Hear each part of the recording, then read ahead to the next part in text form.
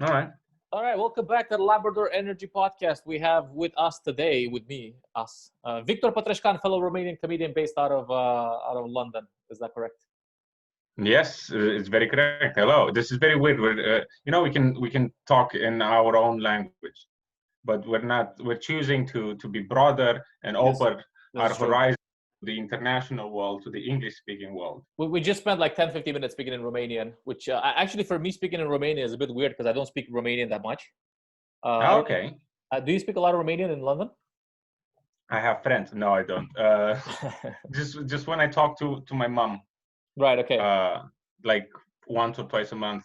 Right. Yes. Same situation. Like, and I don't really talk to my mom that much. I only talk to her on like Facebook via Messenger. So I don't really get the chance to, practice my Romanian. I mean, practice it. Obviously, I speak Romanian, but sometimes I feel like, okay, I forget some words and I have to put them in English. And It's weird. Did you not speak like this when you were like younger? I remember when I was in high school, the group of friends that I used to hang out with were very clever. So the way that we were talking was about like 30% in English already, right. because there are words in English Right. that just sound better than their equivalent in Romanian. Yeah. They have more meanings. They have part of the conversation.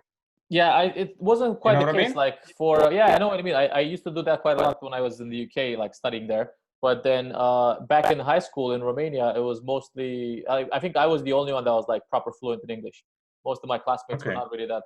Brazil was not. I mean, at that level of fluency, I guess at that time.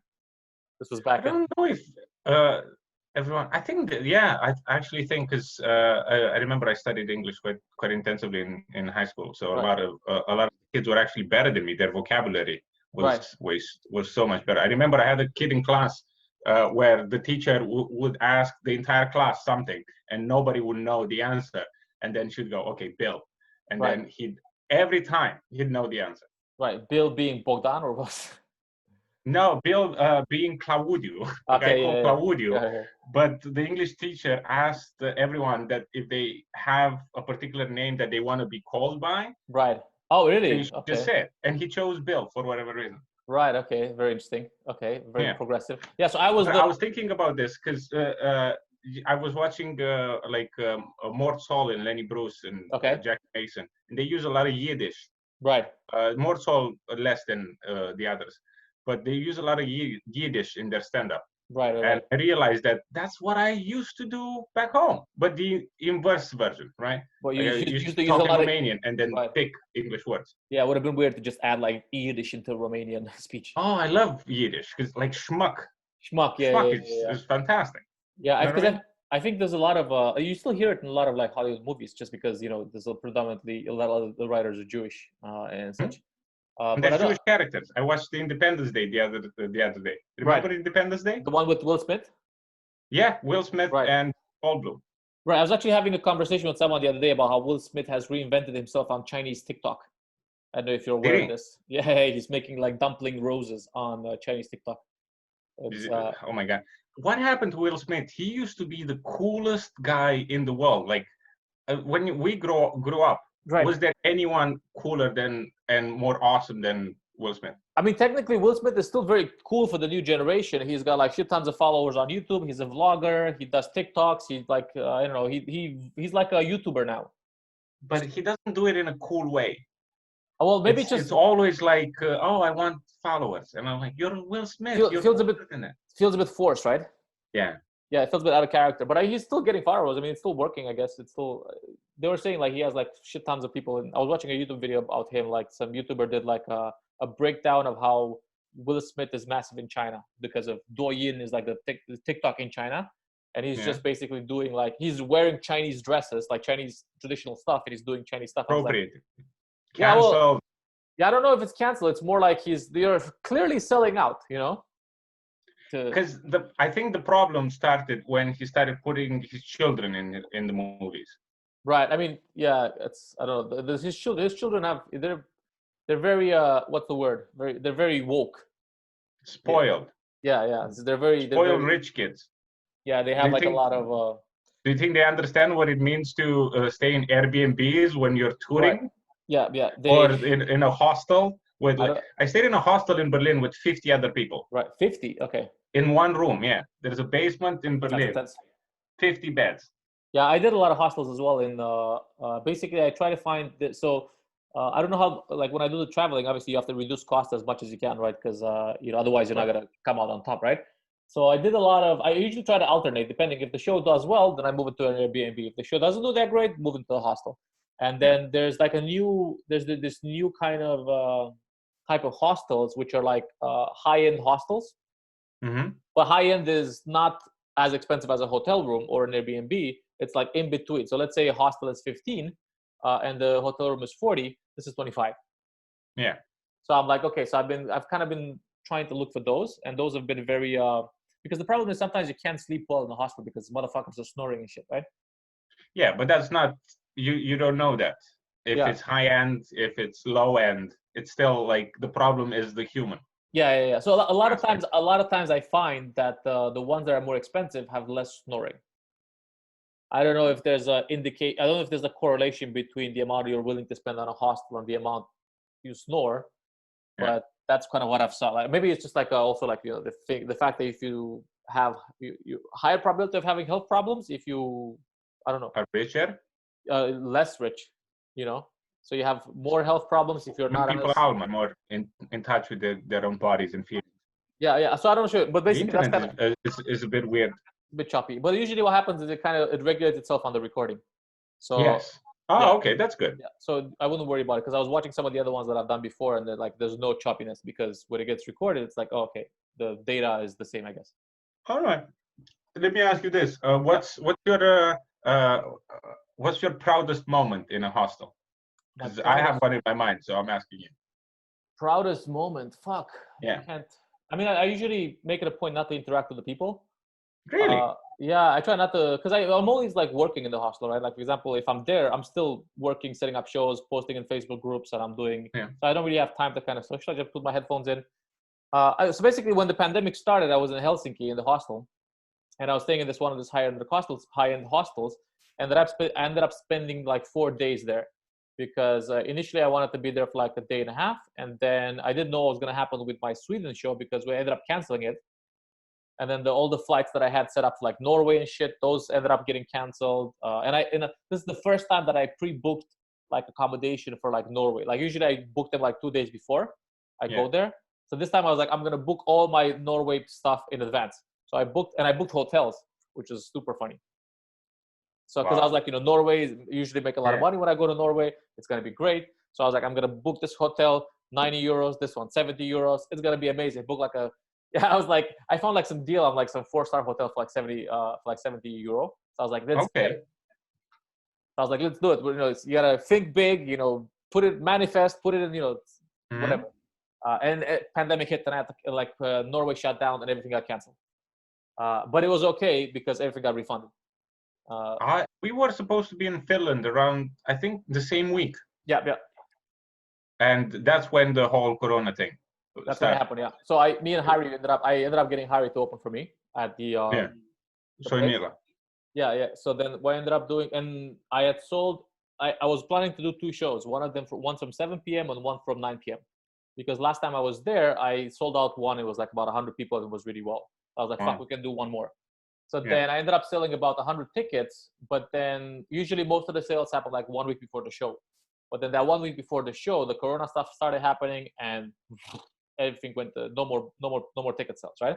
But then I still had like 100 tickets sold between the 2 shows. So I had 50 for the first show and 50 for the second show.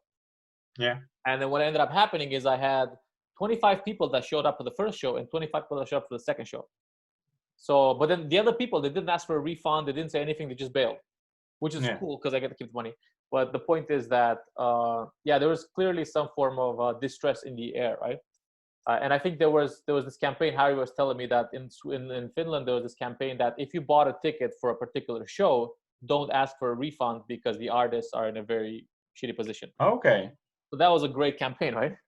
Yeah, I think that is like out of this, because I had to cancel shows as well. Out of all the shows that I've had to cancel, I think I've had 2 requests for a refund. Right. But then I send a message to the people saying that I'm trying to reschedule the shows, and everyone's been great so far. Right. But let me tell you my favorite hostel experience that I've ever had, and I feel proud of having this experience because now I know. Like it was, I was in Dublin. I was in a hostel. Everyone was asleep except one bed was empty. At 1:30 in the morning, this like oldest, fattest, short guy you can imagine, Right. just comes in drunk, opens the door, turns the light on, keeps talking to himself. Everyone's asleep, wakes everyone up. People start telling him to shut up. He starts whistling. The fuck. He's like, I'm not talking, I'm whistling. So just drunk out of his mind, takes all his clothes off, stays in his underwear, sits on his bed. Of course, every move that he's making, he's breathing so heavily through his nostrils because he's fat and old and just everything's wrong with him. He sits on his bed, opens a Tupperware full of chips, fries for the European and non-British people, full of sauce, starts eating. Sounds like I can't replicate the sound, but in order to understand it, imagine an orgy, right, full of fat, wet people. Fat, wet people. Okay, that's a very body positive. Skin flabs, just like this, and this is the sound that the guy was making, eating chips, slurping, and I have this memory is the proudest moment for me living in a hostel because I shared it with 900 people, and I'm never gonna see those people again. I don't think I had. That sounds pretty traumatic. Oh, it's fantastic, man! The sounds, the crispness of the slurping. I think you should do a joke if you don't have one out of that, because that's definitely joke-worthy stuff right there. This is something that I keep for myself and podcasts like this. I don't think I had anything that bad. I mean, I had people that were just like snoring, like it was just like really bad snoring and stuff. What else? I'm trying to think. Was there anything like people fucking in that 50 people room in Berlin? There were 2 beds fucking at the same time in opposite corners of the room. That makes sense. That makes sense. I love stuff like that. I think in Berlin you would expect that, because I think a lot of people come here for a lot of people come to Berlin for the party scene and the drugs. So then, obviously a lot of them come on a budget and stuff, and they stay in hostels, and I would expect that they would be fucking in hostels. But I'm trying to think, what was the worst? Okay, well actually I remember it was in Brno. Oh. It wasn't related to the room. It was related to the situation. So I usually don't have data on my phone, because basically I like not to have data so I don't get distracted. But I play on Instagram and so I write. So a lot of times I just stay on Wi-Fi, and I find that it helps me plan better. My when I leave the house, I plan better what I'm gonna do. Okay. So I usually don't have data on my phone. So anyway, I went to the Brno show, and it was I think before Brno there was a couple other shows. I was super tired, and the show in Brno went amazing. It was great, right? It was packed out, sold out. People were standing at the back. And I was on that high of having the show has gone great. Yeah. And then my hostel reception closes at 10 p.m. Because it was this only 4 people in the room hostel. It was a little nice hostel, right? So then I go back to the hostel, and I realized I lost the key. And then I was just thinking, your room, to the entrance in the building. Oh, fun. There was one key for everything. Yeah. So then I was at that point, I was on such a good vibe, feeling well. I'm fuck, there's always, you can't win, It's there's always something. Yeah. Fuck. And then I'm okay, what do I do now? Do I try to find a hotel? If I'm going to go to a hotel, it's probably going to be 100 to 120 euros because it's on the night. Or do I find another hostel? Fuck. And then I was fuck, this is why I should have data on my phone, because now I don't know where the hostels and the stuff is, right? So anyway, I ended up walking around the area for a bit, and I came back to the hostel, and I saw some guys coming in, and I just snuck in with them.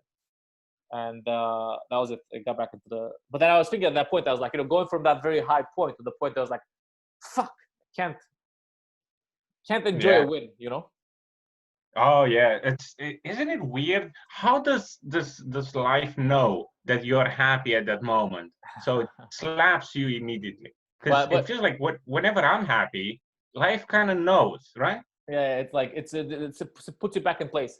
But it was it worked out well in the end, because those guys were there, and I ended up sneaking in with them.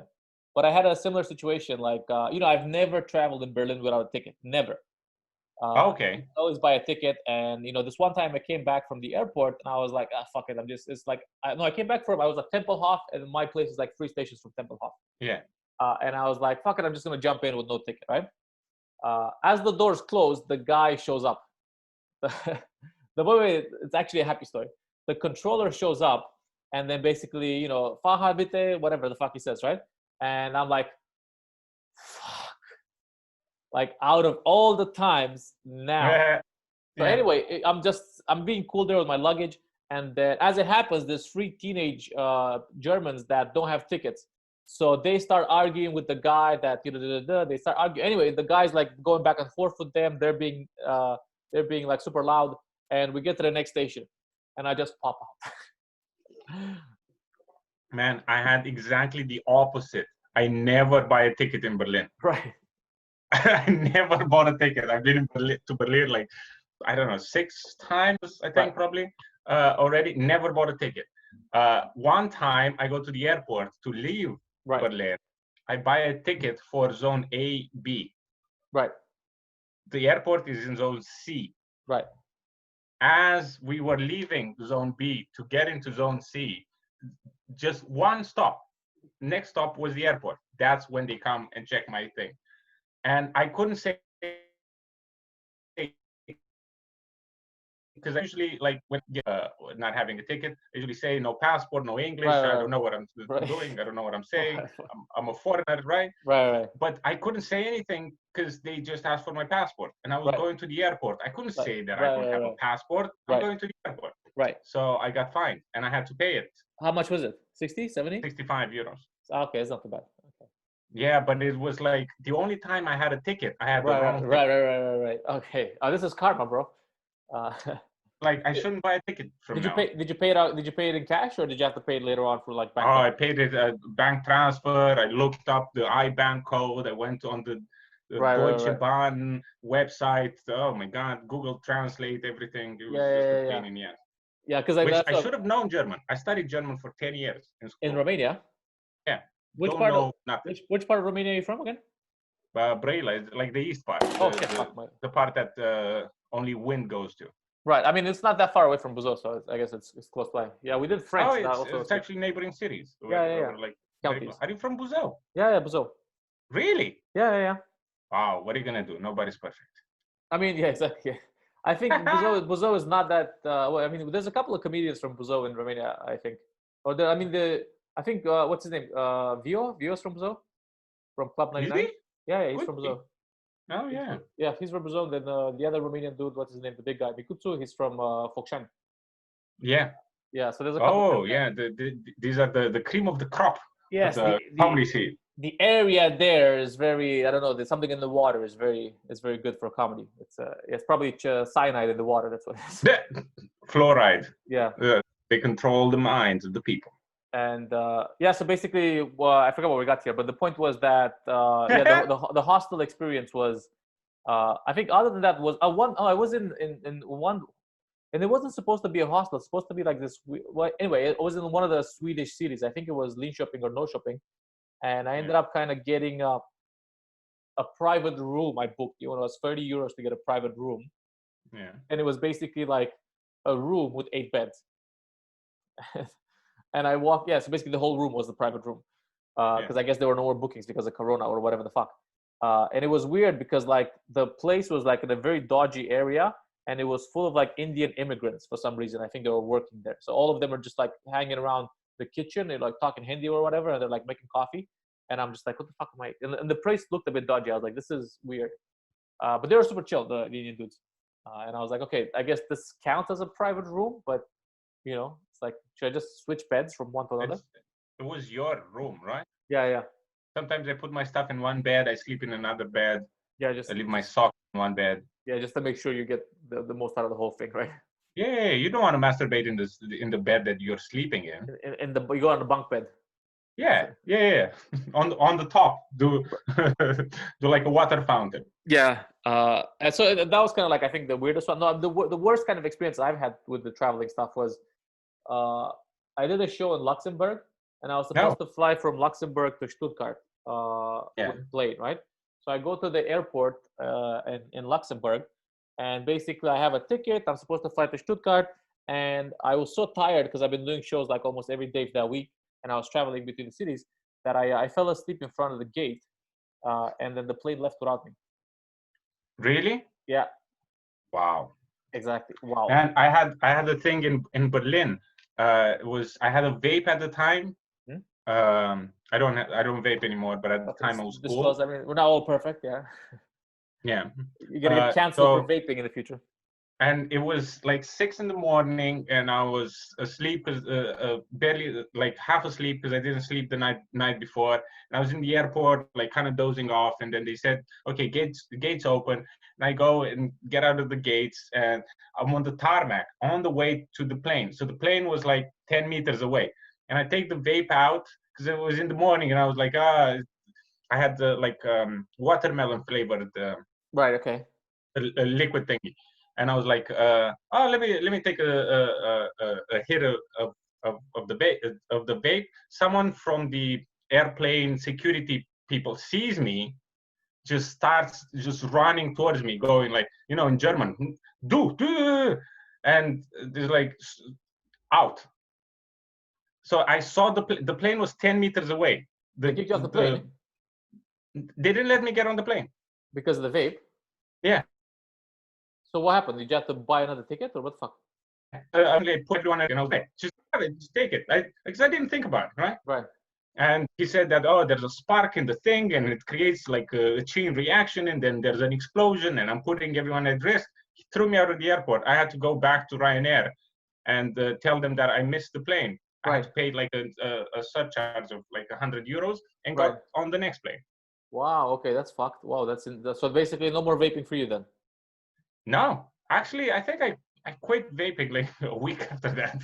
Right. Okay. Wow, that's pretty. I was like, this is stupid. What am I doing? Because it didn't make any sense. Because it didn't have any nicotine in it. Right. It was just for the like watermelon flavor. Right. Okay. Wow, that's pretty. That was in Berlin. Interesting. I saw guys vape on planes before, bro.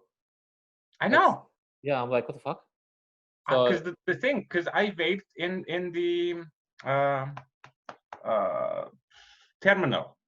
In the terminal. I was walking around, right. Smelling perfumes and eating samples, just vaping Right. everywhere. No one told me anything. Right.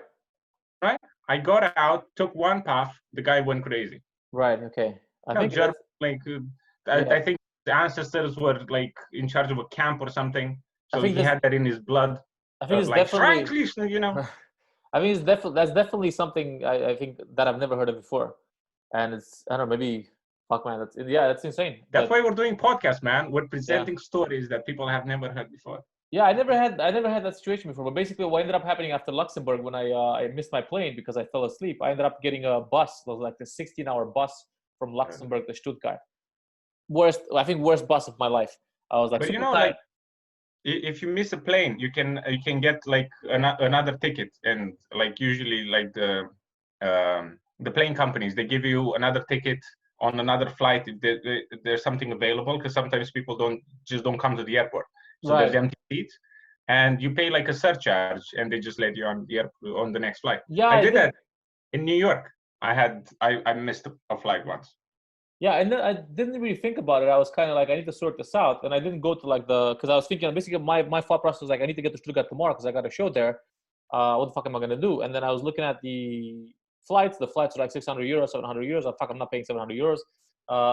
And then I ended up finding like a bus which was like €40 from Luxembourg to Stuttgart, but it's overnight. And I was like, okay, I can make it overnight, and then I'll be there and I'll do the stuff.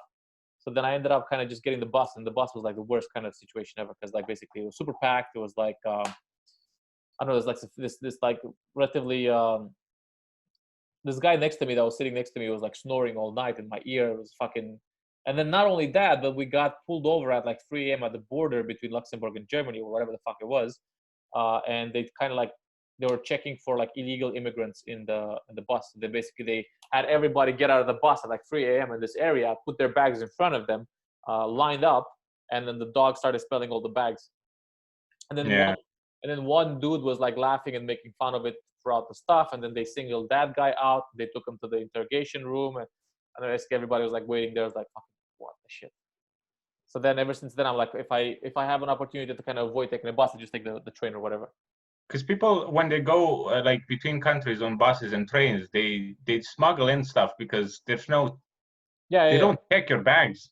Yeah. I mean, it's like freedom of movement, right? But especially with like European Union states. Yeah. So then like you can just get whatever the fuck. I mean, I know people that have brought stuff from like Amsterdam to Berlin, which is like not that. Yeah. Yeah. But the worst thing that I've missed, I want to talk later about that, but what I want to ask you about is the overnight buses, because even in the UK, I don't know if you're traveling through the UK when you are here, but for example, I live in London, and if I have a gig in Manchester, I take a bus because it takes 6 hours.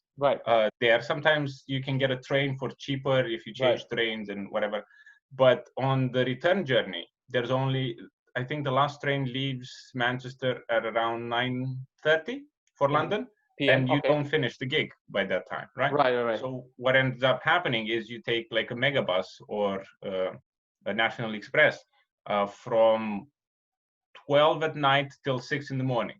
That's probably the worst bus journey that can happen, because you can't sleep.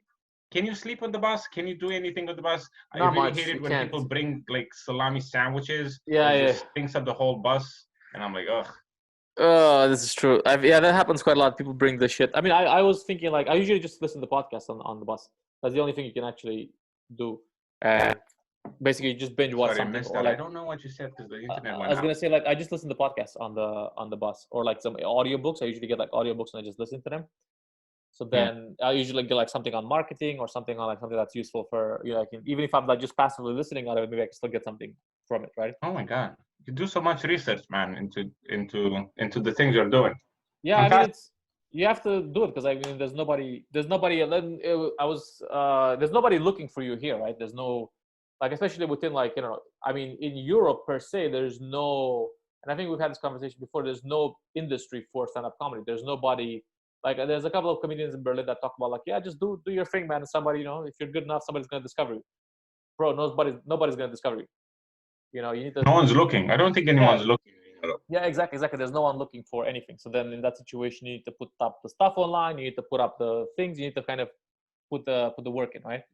Yeah, but that's dependence, right? At the end of the day. Yeah, exactly. That's but then what you're winning. But then the mentality is like, well, don't worry, they're gonna get discovered. There's no discovery, bro.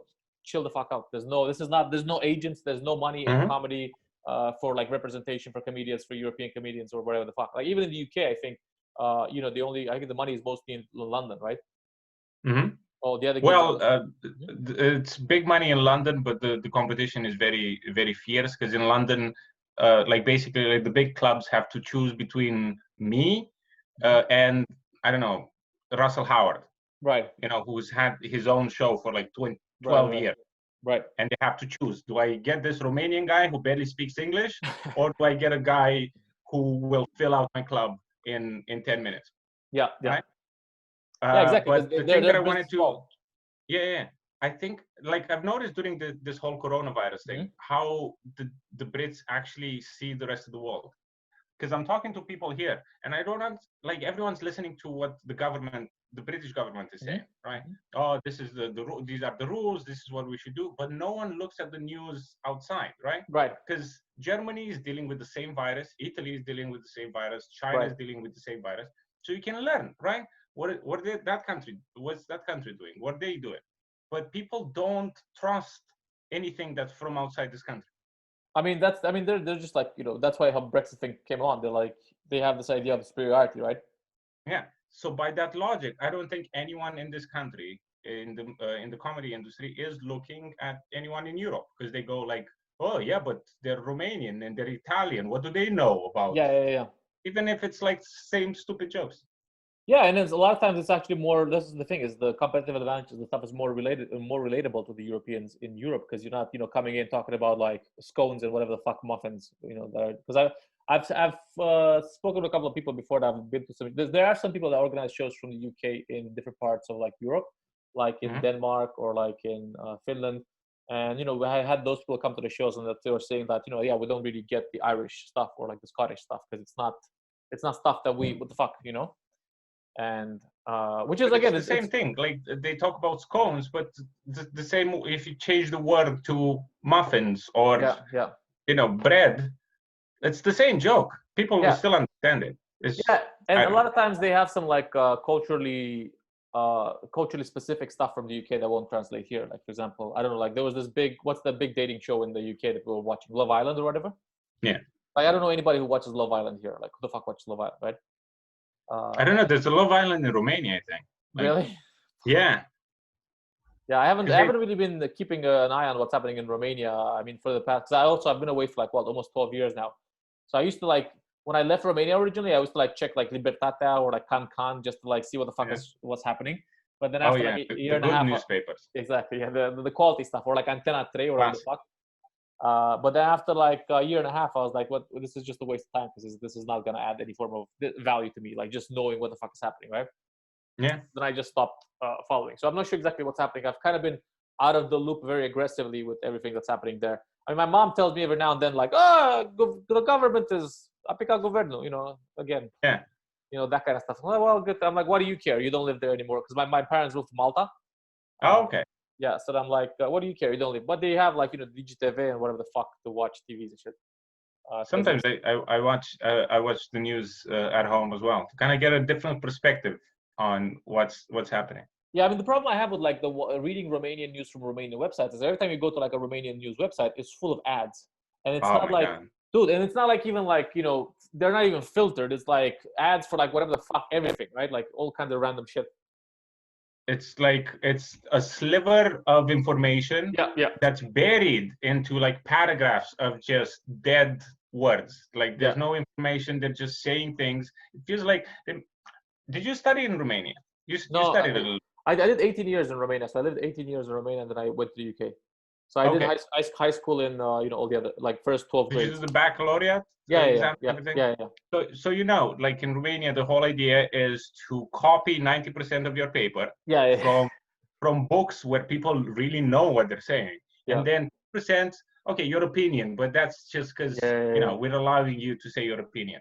Yeah, I remember like when I was taking the baccalaureate, the situation was like everybody was telling me, "Don't worry, you're gonna be able to copy. It's copying. You can copy whatever, right?" And then, but the problem in my situation, in my room, I was the only person that people that had any idea what the fuck was happening. So everybody was copying from me, Really? Yeah, because I'm like everybody else had no idea what the fuck was because they put you in order of like names or whatever the fuck, right? So nobody from my high school was there. I had like a couple of people that were studying in the countryside. So then everybody was like, "Please, man, I need to pass this," The teacher went out, whatever the fuck, they went out for like a smoke. They do that, right? Because they know these kids, they're never gonna pass. So the teachers leave the room. Yeah. So the kids have a chance to pass the exam. Is it the same now? Like, still has it changed a bit, or do you know if it's changed? I've heard that there's cameras now in certain schools. It's a bit stricter, but I'm sure like people still have books in the bathroom. They go to the bathroom and the book is behind the water. Like the gun in The Godfather. Right. Yeah, so they can check and be like, whatever the fuck. When I did the baccalaureate and in the Romanian exam, the written exam, I knew certain people in the class because they were in the same high school as me, and I knew like the girl in the right front desk is the girlfriend of the guy in the back left desk. Right? She wrote all the answers in half an hour, like really quickly, so she could send the piece of paper with the information to her boyfriend at the back. But of course, the paper had to go from hand to hand, to him, right? Like you give it to the next person, anyway. So the piece of paper with all the answers just slowly goes on her row on the right side. From one person to the next, to the next, to the next. And then the person passes from her row to the row that I'm at, which is the second row, and they drop the paper. Oh. While it makes the passing from one row to another. The teacher comes, sees the paper, picks it up, goes like, these are the answers. Who wrote this? No one says anything. Okay, I'm giving you the last chance. Who wrote this? No one says anything. Okay, then. And she goes back to her desk and nothing happens. Oh, right. Okay. Yeah, and but then the girl, I saw her, she rewrote the paper, she sent it back, everyone passed, it was all good. Wow. Yeah, but that's a story from like the official exam, the maturity, the what do they call it? The exam, the maturity exam. Maturity exam? You know, Maturate?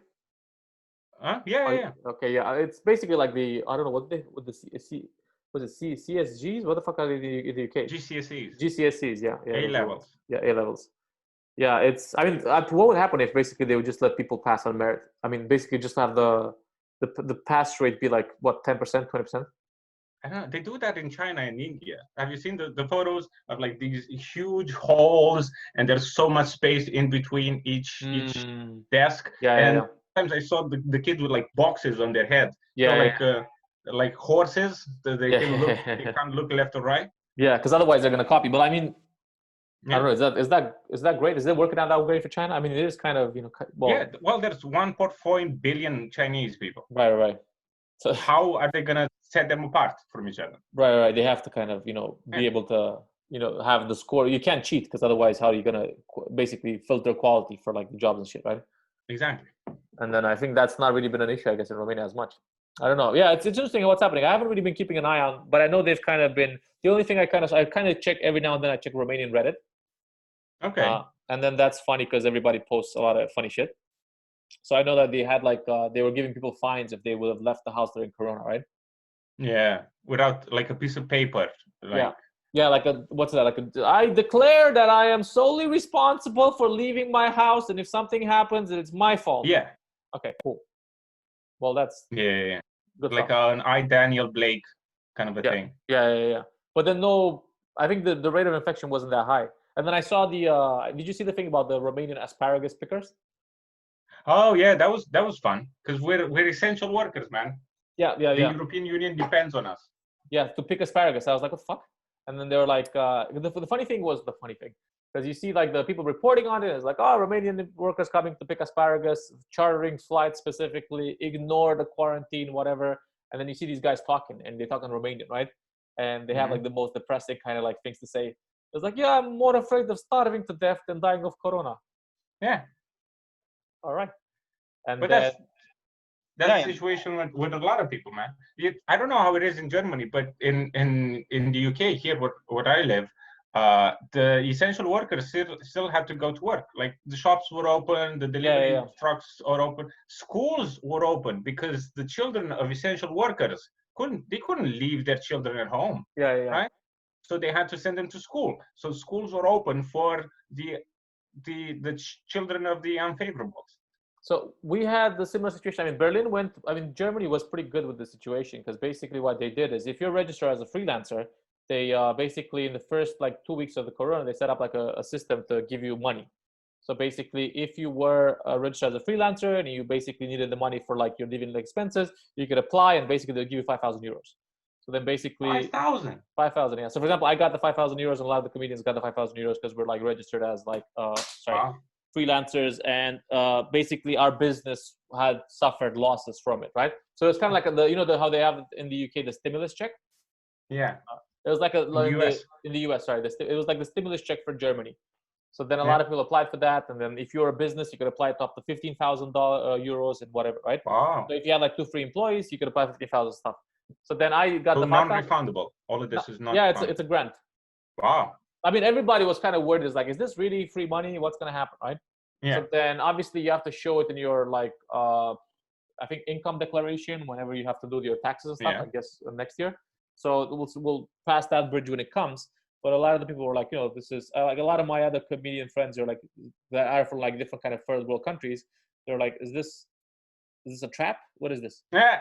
They're like, everybody always suspicious. Yeah. They're like, is this what is this? Is this how they get me? Is this how they deport me? So a lot of people basically managed to get like free money from the government. And then we had this joke about like, this is more money than they ever made out of comedy. Oh yeah, definitely. But it's if you look at Romania, I don't think there is such a stimulus package. I think everyone was asked to stay at home, and that's it. Yeah, it's time to dig into those Christmas provisions from the freezer. There's mud. Exactly. Yeah, time to unfrost the pig legs. you know, Oh, the pig legs. the pig bones. I'm frosting them, I'm frosting them early this year. Yeah. Um, but yeah, so Germany was really on top of that. That's what we're saying. Like, I think Germany's going to bounce back hard out of this because in that sense, the economy wasn't as damaged as was in the US, right? I think the people still kind of started spending. Like, for example, the dude with the club, they started like, basically reinvested that money in like soundproofing and doing more stuff, and other bars started putting soundproofing and stuff. So I think, Everyone, I don't know how it is around you, but where I live, Mhm. it feels like everyone's doing like an extension on their house. There's yeah, so hey, many workers around here. I mean, I don't know if Just it's because they have money there, but I hear they got a lot of people got the money and they like started like spending it on stuff, right? Like reinvesting, because basically you have to yeah, show that you spent the money. Um, yeah. so Here, then, people can get on universal credit, and right, that's like a little bit of money if you are not registered with as a freelancer and stuff. right, But I've heard that companies get a lot of money as well. And I assume some of the people who are doing work in their house right, have that kind of money or right, like receive from the or bailout who package or are whatever. waiting for a time when Right. to leave their house and they have a second house and they're going. I don't know, man. It's a very strange time. But Yeah, it's the it's great equalizer, isn't it? for Corona. for what in terms of like just general. I mean, I don't know if it's a great equalizer because basically people that don't have money get Of fucked course. more. People that have Oh, get. it's bullshit, man. Of course. Yeah. So I think for I don't know, for the comedy stuff here, for the comedy scene, there were a lot of people that were just running shows full time and depending on the show. So they got hit really hard because then like your whole kind of source of income goes away. Uh, Mhm. if you didn't have any savings, you're pretty much like fucked. So I think a lot of people ended up like renting their apartment and moving with a friend that get some sort of income, renting their room and then moving in with another friend. So I think after kind of the whole thing kind of lifts, they're probably going to go back to normal. But yeah, it's funny because you see some of the, I haven't seen you in a couple of months. People lost 20 kilos. Uh, Yeah. yeah, but we'll see. Yeah, and then at the same time, I've just been trying to do stuff online to kind of reorient the energy, right? Like put stuff on YouTube, put stuff on TikTok. Which, by the way, if you don't have TikTok, what have you been on TikTok yet? Ugh, no. I don't Bro, like people dancing, man. I think it's the stupidest activity that humans have ever invented. it's TikTok. I think Romania's one of the top. I think if not the top country in Europe on TikTok. All Uh, right. in terms of so actually in Romania, it's quite massive TikTok. From what I've learned I was reading some reports on like what their user base is like, right? Yeah. So Romania, I think it's like China, US, Romania, and then US, Romania, and then some other kind of like small third world countries. With more and more people kind of getting on it slowly. So and it's a good way to kind of build an audience like organically because it just shows you the way that it works is you have to I log in heard with your that there's not a lot of creators. no, there's a lot of copy pasting. People taking clips from video on YouTube and putting it, but the people that put original stuff, they also get If the thing is, it's more democratic in terms of the value of the content. If your content is funny and people like it Yeah. and interact with it, then they'll show it to more people. That's how the algorithm works. Like for example, first, like for me now, I have because I've activated the analytics on it. Like 77% of my followers are actually from Romania. Uh, Okay. and Because I saw that you posted some Romanian stuff about being Christian and stuff. yeah, exactly. So the reason for that is I was looking into this because a lot of people that interact with my content on TikTok are from Romania, and I looked into it. And the reason for that is because the way that the algorithm works is when you log in with Facebook, whatever, they take information from Facebook like your date of place of birth, your age, and they Yeah. show it to people with a similar profile. So let's say if you're born in Romania, Buzău, they're going to show it first to other Romanians from Buzău, whatever, Yes. right? But And then that's the problem that I have with all of these things. I feel like I've already entrusted Google and Facebook with information about myself and my right, accounts and who I am as a human being. right, That I feel like giving that information to China as well, because this is not like an independent software. yeah, If it's made it's in China, the Chinese government, what happened? disrupt. I have a They're light listening here. to us. No, I have a light, and then the thing fell off the light. I was like, hey, Oh, okay.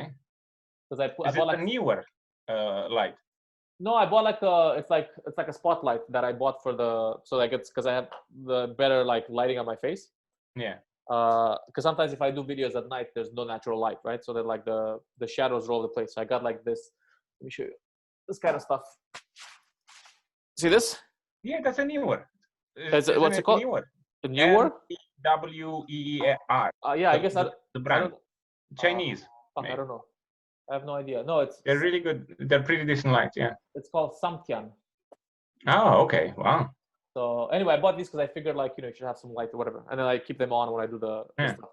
our backgrounds are very similar. We have a collage. Yeah, it's so you have the same personality as my previous housemate, the guy that I'm renting the room from, or like I a have similar the same personality as similar that guy. similar style in decorating, I guess. Because I What do you just mean? got the room from this guy, and he just had it like this. Oh, so you didn't make that? No, it's from the I didn't know nothing. So basically, it's just this is how it was before. So this guy is like that I'm renting the room for is like I don't know, like a 21-year-old university guy. He's like an engineering German student, and he put a lot of stuff on the wall, like DJing shit. And I was like, I'm not gonna put a lot of effort into redecorating because the plan was like when I got this room, basically I was like I'm gonna be here only during the summer, and then I'm gonna be out. Right, that was the plan for like traveling, and then which is what happened most of the time. Like last year when I Yeah. was here, I needing the place to like sleep, get in, get out, right. So then that's what happened, and I was like, I'm not gonna invest a lot into the decorating or whatever. Yeah. But then the past 2 months I was like, fuck, now I'm like stuck here. So that's for me. This is a collection of flyers. This guy is from Berlin. I actually got this one from Berlin. I think this is from Berlin as well. Who's This guy? yellow one is definitely from Berlin. What, like for comedy or what? No, they're just flyers because sometimes Ah. I make flyers for myself and my comedian friends. Right. And this I made these. I made Okay. this one. Yeah, the Rose roast Battle. This is from a guy called Matt. Right. So I find it interesting to see what other people do and how they use imagery and how they frame everything and how they design everything. So I just started collecting them, and some of them are quite cool. Like this lady over here. Is that the queen? It's a museum of photography in London, and it's just like a nice image. Okay, yeah, I look at it and I go like, can I learn anything from that? Yeah, I don't do that much. I mean, I'm not that good at like visual stuff, to be honest. And a lot of times I just kind of like, go with the flow, or like a lot of times, just try to outsource it somehow. And that's how I outsourced my wall, I guess. I just inherited from the previous guy. Yeah. But it's the way that I'm thinking about this whole thing is independence. In the same way that you're organizing your own shows, I can make posters, I can make logos, I can make stuff, and I don't have to depend on someone else to. Yeah. Come on. Would you mind, like, taking time out of your busy schedule? Yeah, I mean, I never really needed posters that much or flyers. Like, for example, a lot of people here in Berlin, they print out flyers and they give them at the shows.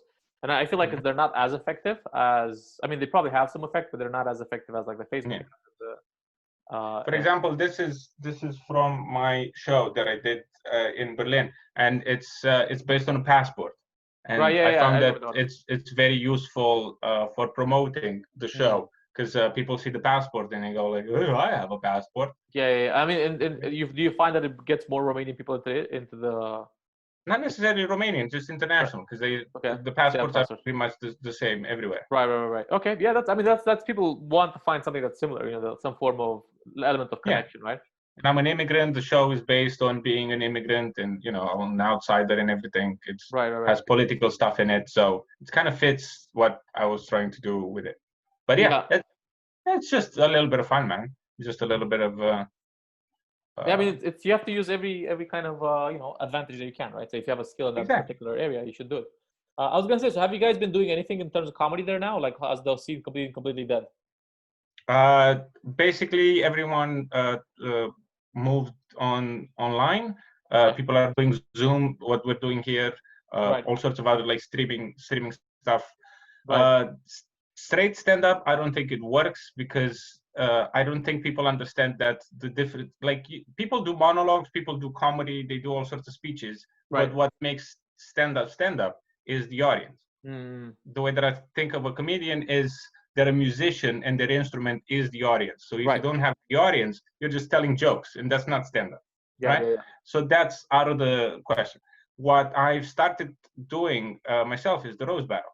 We had one actually last night. We're recording this on Saturday morning. And last night, on Friday night at 11, we did, I think, the third roast battle online. Okay. How did it go? Through Zoom. And I think of course, it's not like the live version. But it's jokes. You don't really depend. It's, of course, the audience adds another layer. You can play the audience. You can bounce off there's a lot of things that happen You in the room allow live. audience into the Zoom, or how does the audience go? So They see it later. we have 3 judges and the MC, and they're always on screen, Right. and they're the reaction to the jokes. Mhm. On top of the 4 people, so the 3 judges and the MC, you have the 2 battlers. Mhm. Like, let's say we're battling, and then we have 4 people who are listening to what we're saying. Mhm. If they find it funny, they'll laugh. If they Right. don't, they'll go, "Ooh, what is that?" You know what I mean? Right. That's kind of the feedback that you Right. get. But outside of that, it's just jokes, Right. Right. 'Cause right? And they don't necessarily need that audience. Right. It's not I as important. Did you see what as Jonathan Rollins was doing with the home roast? No. He's doing the Swedish, the guy from Sweden. He also had Okay. like a home roast tournament. So they basically had people like roasting from home. He was doing it on his YouTube channel, and he had a couple people from Berlin doing it and basically going back and forth. Oh, okay. Might want to We talk have about people from Berlin booked. I know Anna Beros and Francisco Kirchhoff. Yeah. Anna was Yeah. on. I think Anna was the finalist on that home roast by the what Jonathan Rollins from Sweden. Okay. I know Jeff Ross does roast, he does Instagram lives, and he just roasts everyone who gets on Right. on the live. The roast battle in the US, the LA version, because I battled a guy from LA a few weeks ago, Right. and they're still going. They're still doing like I don't know exactly what they're recording it, because they get the comedians in the same room without an audience to tell the jokes at each other. Right. So they have like a place where they're still recording in LA. I saw the Laugh Factory. They do the same thing. They get people on to tell jokes on stage with no audience. Oh, that's cringe, man. I saw that because it doesn't work. It's not just jokes. It's letting the crowd going. You know, when you do stand up, you kind of pace yourself according to the crowd. Some crowds are sharper than others. Some, they're more into it than others. So you pace yourself according to that. But when it comes with the roast battle, you just say the joke, and that's it. Yeah, exactly. You know what I mean? It's there's no building. This kind of format. I mean, I've been on one show that was like Tyrone did a show online, and basically was with the audience, and he had the audience turn on the mics. Okay. And that was, we had like about 20 people on the Zoom.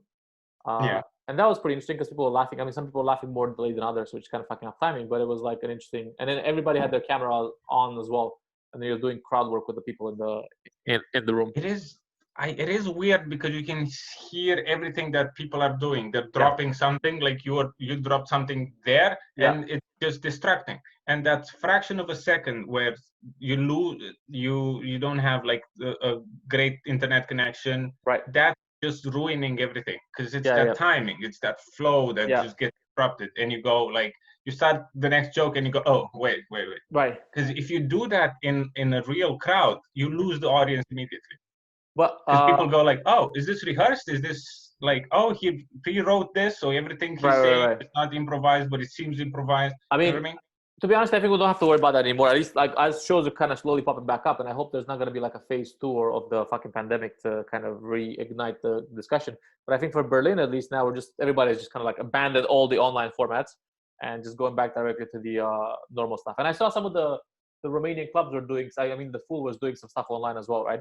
They're doing some. I know the Fool is doing the roast battle because they have a championship on at the moment, and they have to do the final. And I know they've been looking for a big venue, like 400-500 seaters. Okay. So they can put 150 to 200 people in. Right. Okay. I see. So they need a massive venue and scale it down in terms of the audience, so people can be a little bit distance from each other. Right. Okay. Interesting. Have you watched that? How's the roast? Are they doing like?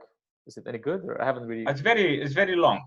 Right. Okay. Not a lot of way longer. Like we do 5 jokes each here in London, but in Romania they do like a minute each, and it's way complicated. I think they do the New York style of roasts, right? Which is like different rounds with all sorts of people. I don't know exactly what they're doing, but it's the new generation of comedians. Okay, the 1-2 years experience or what? Yeah, 1, 2, 3 years, something like that. People that are not yet as established as Bobonete. Right. Have you been doing stand-up in Romanian in London, or like do you still kind of go back and forth between the 2 languages, or how's that working out? So we have some shows that we do in Romanian for the community here. We've been doing them consistently, like 2, 3 a month. Like small shows, not big shows, with like a little bit of audience, just so we can exercise and try that muscle as well, and write jokes in Romanian. But there's the big acts in Romania that come and they just sweep everything. The Romanians, they're a bit precious about how things look. Right. If the guy's on TV, doesn't matter. They'll go there. If you're not on TV, I don't know if I should risk my time and my money to kind of come and see something experimental. Some people trying out stuff. They don't. They're not the kind of people. So Bobonete comes. He does the comedy store and sells it out. He sold it out 4 times once. Right, and everybody in Romanian, which is like unheard. Right. Okay. Right. So it just shows how many Romanians there's in London then. This the comedy store fits 350, 400 people. Okay. 4 times sold out. Right. And there were people I know, because I was talking to the promoter at the time. He was saying that there's hundreds of people waiting for Dragos. Right. Okay, I see. And all of them are Romanian, pure on the Romanian. Yeah, all of them Romanian, because the guy's on TV, right? Right. Okay. Interesting. But yeah, there's people like that who come here, like the people that we were talking about earlier, who come here and they just sell out venues, like 400 or 500 seaters. Right. Even bigger. I think Bobonete is coming to do bigger. Right. Okay. Just the lower level, kind of like the budding startup scene is not as interesting. Do you see a lot of Romanians coming to the English shows? Not a lot. I do see Romanians, because they come and say hello at the end. They won't talk to you. Is this the sorry, cut off? Because they're embarrassed. You cut off a bit. You said they come. Okay, so if the show goes well, Romanians will come after the show if they see you at the door. Like sometimes I sit at the door and kind of say bye to people. Right. Or I'm outside. Sometimes people come and they're very nice, man. That especially the ones that would go to an English-speaking show. Right. They're like their mind is open to hearing different stuff and all sorts of different approaches. So most of the time it's very positive. It's very nice people. Right. When it doesn't go well, people are embarrassed to even consider themselves in the same room as you. Because here's the weird thing. I did I went to Bucharest to do shows in Romania. This happened a few months ago, just before Christmas. Like a 1-hour show or 5 minutes kind of stuff? No, just 10-minute opening the shows. Okay. Pool, Comics, and Club 99. These are the 3 clubs in Bucharest. Right. And I had the bright idea to do jokes about religion. Oh, okay. I have not bombed like that. My God, it's like people were, I don't, man, just taunting at me as I went off stage. Going, what do you think that is? Who do you think you are saying those things? Really? People heckling, man. Like I had a lady, 200 people, right in the room. A lady's in the middle, 20-something, not like an old lady, 20-something, stood up. You're not saying those things about Jesus. What do you think this is? This is during Lent. This is before Christmas, not about Jesus. What? And I'm like, oh, I'm sorry you didn't like jokes about Jesus. Let's talk about God. 2 other guys go like, what? No, man, come on. You have other jokes. What is this? Man, this and then I went in my head, I went into this mindset where I was like, I'm on a crusade. I'm saying these things. And then that was the first show. The next show was just about religion. Right. What was the reaction of the comedians, Romanian comedians? That's the thing. They looked at me like, who are you? Why are you doing that? Are you an idiot? You don't know what? Like dismissive. Then going on stage and going like, some people, they don't understand that there is a God. And I'm like, just pandering to the whole thing. But you guys, there's a God. Oh my God, I'm saying these things. Shouldn't I be in heaven by now? It's very funny. And I don't know. It's I don't. Do you have a lot of so badly? Right. At all the places or what? Yeah, everywhere. Because I went I'm saying the religious things. Did you try not doing religious things just to see if it works? Oh yeah, because this is not the first time that I go to Bucharest. So I've Right. tried before, and if I don't, if I steer away from those things, they're still a bit like iffy. Because if I mention that I live in London, they go like, "Who do you think you are Yeah. coming here and telling us jokes about you living in London? I don't know what it means to live in another place. Why are you telling me? You know, that kind of stuff. Yeah. And so it's difficult to mention anything real, I mean, right? I used to get that. I used to get that kind of like, for example, when I first went to the UK to study, basically, is this like 2007 where the fees were like still like 3,000, right? So then you Mhm. get a loan for the UK government and all that kind of stuff. Now it's like 9,000, a lot more. It's basically I really caught that period where it was affordable, Yeah, anyway. So I came back to Romania afterwards, and then basically I would, for a period of time, I would not tell people that I'm studying in the UK, because once yeah, you tell them, the fucking attitude changes, right? You're like, well, who the fuck? Look at this guy, you know. So then I found and out, like, and then I don't do comedy in Romania because I've never had where to do it, right? And yeah. then every time I went back to the Romania, I ended up basically doing it in English. And every time I did it, it killed. And I think it's because the majority of the people speak English. I mean, the majority of people that are comedy shows speak English. There's a couple of guys that were like, one guy was like, "Oh, what the funny scarf? Your foulard is ugly," but because I was wearing like a scarf. But anyway, the point was that after the joke started hitting, like my especially my start is like so punchy that the laughter just drowned everything out, Yeah. right? So then I thought that I think if you want to go down the London stuff, you have to double down and just go straight to English. Because I think if you're doing it in English, then Yeah. they're perceiving it more as a show of skill, as opposed to like an arrogant thing. Um, Uh, I don't know. I feel it like depends. It even if depends. I do it in English, they go like, "Yeah, but the accent. Look how he's talking. Oh my God, Yeah, who is this guy yeah, embarrassing us abroad? Like we have because they're like yeah, yeah, racist as yeah, well, yeah, right? Like yeah, yeah. it's not that the sees now this guy he's presenting to the entire world. Because sometimes I have people when I do the religious jokes in the UK, they don't really care that much about religion. But Right. when I in Berlin, oh my God, they love the religious stuff. Yeah, yeah, They yeah. go, Berlin they is. come to me after the show. But sometimes there are Romanians in the audience who come up to me after the show. I enjoyed it, but that thing that you said about that thing that I really care about. I don't think you should be doing that. I don't think that's the kind of message that we should be sending to Yeah, I had a lot. I had a couple of those people as well before. Like, I mean, I I I think I cleaned up a lot of my act to make it less anti-Romanian. And I think you start writing like a lot of like you have just a lot of self-hatred inside, and you have like a lot of issues with Romania itself, and the yeah, experience, and then you end up writing a lot of like anti-Romanian stuff without knowing, right? Or like that might be considered, you might be considering a social commentary, but people see it as an attack to their identity. So I used to have a lot of those jokes in, but then I started like slowly kind of phasing them out, because the in my mind the situation was like, right, I don't need to have 30 minutes of my material just Romania, because like I think people don't care. Why do I care so much about it, right? And then I just started doing stuff about other things, because I was getting a lot of hits. Like one of my greatest hits yeah. joke would always get me into trouble, because and then it got me into more trouble when I came to Berlin. But it's the joke What that was the people joke? always. The joke is like Romania, we're the Mexico of Europe. That's okay. I kept it. Yeah, The other one is we're known for our number one export, gypsies. And then yeah. the joke was Romania used to have a massive gypsy problem until 2007. Then in 2007 we joined the European Union, and then the European Union started having a massive gypsy problem. Mhm. Yeah. And then everybody in like I don't know, like people were like, "Oh, that's so funny, ha ha ha ha!" But then people were like super, like Romanians were very offended by that, and like and then in Berlin people were like, "You're not allowed to say the word gypsy because it is a slur. It's like the N word for What? yeah, yeah, apparently." And I didn't know that when I came here, but that's how they see it here. But If you, it's not. That's how the gypsies call themselves.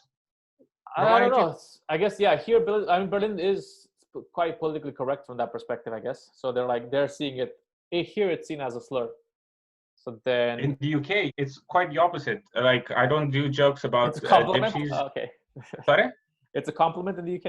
It's not a slur. No, no, no. The reaction to the things is different. So I don't like. I think there's a type of racism towards gypsies that's totally unrecognized Right. in Europe. I think people, especially in Romania, when they think of racism, they think of something that the Americans did Yeah, yeah, to yeah, yeah, yeah. the African Americans. Right. They don't see that what they're doing to the gypsy population Yeah, is yeah. exactly the same. I had kids in in my the school, right? In my class, over the years, with darker skin. They didn't identify as gypsy or coming from a gypsy family. They still had problems from teachers and other kids because their skin was just a little bit darker than everyone else. So I think that there's a huge problem. On top of that, in the UK, they make jokes about gypsies not knowing of this problem because in the UK there's Irish gypsies who look like you and I. Right. So there's no problem when it comes to skin color, and I find it I don't like it, man. When people laugh at exactly that without knowing that they were also victims of the Holocaust. Right. At the same time, I think it's funny to do the same jokes about Jewish people because everyone knows that it was horrible and it was against them and they suffered for years. But because they don't know anything about the Romani gypsy, I feel very uncomfortable making jokes about that. Yeah, I mean, I've kind of like purged a lot of that material out. So now I have a couple of Romanian bits about the referendum, which is still a very funny bit. I have one about like what Romania had a referendum on gay marriage to make gay marriage illegal, which is fucked up, right? You know what's even more fucked up? Gay marriage in Romania already illegal. Yeah. Just wanted to make it more illegal, double down. And then that kind of has some issues with it. Sometimes people kind of come back and say comments, but yeah, I mean, most of it, I think I only have like the first 3-4 minutes on Romania, and then I go into like discrimination in the UK, then I go into like Germany, Estonia, and just some other stuff that I have around. And now a lot of the stuff that I'm writing is I'm trying to just make it a lot less Romania oriented, and everything that I have as Romania, I just rebox at Eastern Europe. Let me ask you, do you think you can ever escape it? The Romania stuff? But the thing is, I just no longer look at it as being Romanian. I think I look at it as being Eastern European. And I think I kind of, if you use the Eastern European, I think we spoke about this before, if you use the Eastern European label, it just gets more people to relate to it, right? Because then all of a sudden Polish people are like, yeah, I suffered the same thing. All of a sudden Czech people, Serbian people, they're like, oh yeah, that's the same as me, right? So it's just, I think I don't limit it just to Romania. I just put it in Eastern Europe context. And now what I'm trying to do is I'm trying to elevate it to like, third world, second world communist bloc, like coming from the developing world. So I'm trying to make it more broader. But you can't escape your accent. That's what I'm trying to ask you. Can you? Because the thing is, when I started doing stand-up, I just didn't mention what I was from. Because in my mind, I was like, I'm just another guy like everyone else on the bill. Right. But then I realized that, especially here, as soon as I start talking, people go like, "Where's that accent from?" Right. Have you tried saying that you're from like I don't know, you're from Canada? Just as a joke. I try to say I usually tell people in normal conversation all sorts of weird countries that I'm from when they ask me where I'm from, and they believe me. Because the thing is, I feel like my accent doesn't necessarily betray me being Romanian or anything. I think people are just but a foreigner, like a foreigner, English still being a second language because of the twang. Yeah. But I think it's fine to be a foreigner. I think you don't have to look at it as being Romanian. I think it's okay to be a foreigner doing jokes. And then if you don't mention where you're from, they'll be like, oh, okay, well, this is an interesting person. But it's a question always on their mind. And for example, in the UK, I feel like when I talk about things and they hear the accent, they go like, oh, what are you going to say about that? For example, if I say the word woman in this accent, I feel the whole room going, okay, is he gonna talk about why slapping did he say the word woman? He didn't have to say the word woman, but he said it. What is his opinion? I bet he is violent and he has a bad opinion on women. You know what I mean? Because of the accent, I can't escape it. I feel like I don't want to escape it, but it's just. I mean, do you think that's a lot of you being in your head, or do you actually think that's the case? Like people are being super. I mean, of course, you have to like address it at the start, but then you just like I think once you've addressed it, the question is out of the mind. You just move on to your material, right? But it needs. I'm trying to figure out if I don't think it goes as well when I don't mention it. Yeah, I mean, you address it and then be like a quick joke about like, I'm from, Eastern Europe, aka, the permanent essential worker, or whatever the fuck it would be. Just mention it. It doesn't need to be, hi, I'm from, it doesn't need to be that. It could be like or a lot of times, passing. Or a lot of times what you can do is when the host brings you up, tell them, hey, this is Victor from Romania. Done. And then you just I already have like I have an opening joke where I do address the accent and where I'm from and everything. Right. And I don't really like when the MCs do parts of your act Right. But before you go on. what does the MC say? Just opening jokes, and I'm like, just shut up, just introduce me. Right. You're the MC because you're not funny, so let me do that. Right, because I have I have the introduction ones like the Romania, the Mexico of Europe, and then I go on to my whatever the fuck I do. But I'm trying to phase that stuff out now because I only have like about like an hour 20 minutes, an hour 30 minutes of material. I mean, maybe an hour 40 minutes now. So I'm trying to like phase that and move into the new hour so I can start touring again. And I was thinking of some. But it's still your perspective isn't it, from growing in that in Eastern Europe? You want to call it Romania? You want to call it Eastern Europe? Yeah. I usually backwards. I usually just put it as Eastern Europe, or like I say like, or nowadays I try to direct it towards I'm from Berlin, and I have this joke that I'm working on now. It's I went to Luxembourg recently. I don't know if you can tell a lot about a country from their billboards. For example, in Luxembourg, there's a lot of, investment management, portfolio management. Where I live in Berlin, I come back and on the metro, the billboard says, "Do you have chlamydia?" Yeah. So then you can tell a lot about the country from that. And then I just talk from perspective of being from Berlin or whatever. Have you found that like sometimes when I'm abroad and people ask me where I'm from, because I've been living in London for almost 8 years now. Well, it's a lot, yeah. And I live here, right? When people and sometimes I go, I've noticed that there is a huge difference between me saying that I'm from Romania and I'm from London. Right. When I say that I'm from Romania, people go like, "Oh," because they don't have any follow-up questions because they don't know shit about it, right? You need to know just a little bit, right, in order to ask a question about, right. Oh, but tell me more. People who usually ask me, "Oh, you're from Romania. Where from?" And have you ever been? No, he is on map, and they don't know. But that's the thing that they feel. So people ask me that I'm from Romania, and then the next question is, "Oh, where from in Romania?" Like, I but get that. You don't know anything about it, right? Yeah. And then I just say, close to Bucharest, and they're like, "Oh, okay." I've been to Bucharest once. Cool. Did you enjoy the dogs? Wow. Oh yeah, there's a lot of dogs. Or just kind of like. But the thing is, when people ask me where I'm from, and I say from London, oh my God, I can't get away from them. You're from? Oh my God, I know this, I know that. What about the Queen? What about the bagels? What about this? What about that? Where is this, like outside of the UK? Outside of the UK, yeah. Yeah, I mean, do you have citizenship in the UK yet? Sorry? Do you have citizenship in the UK? No, I don't want it. Okay, did you got the permanent residence? They can't kick you out, right? Yeah, I have the permanent residence, but I don't want to be British. Okay, I mean, it might help you. It's like voluntarily offering myself for. Do you have to give away your citizenship to get the British one, or? No, but I just don't want it.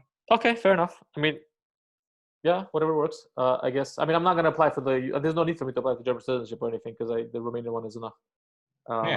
But I don't know. I feel like, I've been trying again. Like, for the way I think about it, I try not to stay in my mind too much about the Romania thing, because the thing, especially for you as well, you've been like, of course you have an informed opinion about the world from growing up in Romania, but then you've also lived. It's not just that, right? It's also 8 years in the UK forming your opinion of the world. But I can't. I feel like the opposite would be, hey guys, I have a master's degree from Russell Group University, and that and blah, blah, blah. And people go, I don't want to say that either. You know what I mean? I mean, a lot of times be a person. I usually do kind of address it, and like I said, the way that I address it, just do the Eastern European shit a bit on Eastern Europe, and then I just move into like, nowadays I'm trying to do more cultural stuff, more like nation interacting with other nations, shitting on like a bit more of I don't know who does a lot of. I mean, a lot of the stuff that what's his name, Russell Peters used to do in the early days, and like Trevor Noah, about like, these people do this, these people do that, these people do that, these people do this. And I'm doing that just because I have a lot of these people coming to the shows, and they really enjoy it when they are mentioned, right?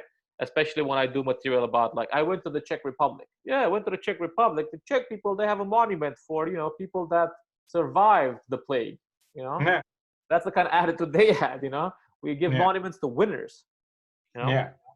So what I've concentrating on before the end of the world started is exactly the opposite. It's the universality.